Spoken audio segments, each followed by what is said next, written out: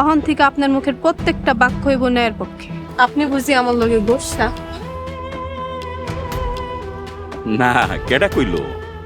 নিজের মানুষ খুশি না গোসা, এটা আমার চাইতে ভালো কে বুঝবে? না, আপনার লাগে আমি গোস্বামু কেন? তাহলে কাইলে তো আপনি আমার লগে কথা কইলেন না যে? ওইটা তেমন কিছু না, মনটা একটু ভারী আছিল তাই। আমি জানি আপনার মন ভারীর কারণ।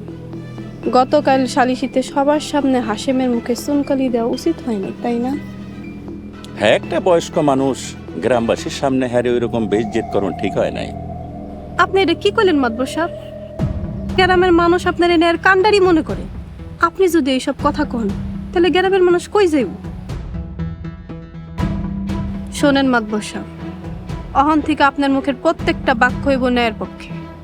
আনন্দপুরের মানুষ যেন মেম্বার চেয়ারম্যানের কাছে না যায়, আপনার কাছে আয়। মাতবর সাহেবা, আপনি আমার চোখ খুলে দিয়েছেন।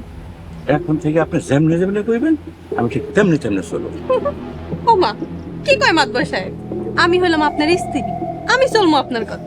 মাতবর সাহেবা, আপনি বিরাট বুদ্ধিমতী।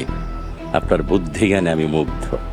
আপনার বুদ্ধি দেখলে যে কেউ কইব যে আপনি রহিমার মাইয়ান, আপনি কোনো রাজকন্যা। মাশাল্লাহ, আমার জীবন ধন্য আপনাকে পাইয়া। মাতবর সাহেবা, আমি একটু গঞ্জে যাইতেছি, ফিরতে রাত হইব। আপনি দিকটা দেখেন, ঠিক আছে? আপনি এই দিক ওই দিক নিয়ে কোনো চিন্তা করবেন না। আপনার বর্তমানে আমিই তো মানুষ। মাতবর সাহেবা, আমি যাইতেই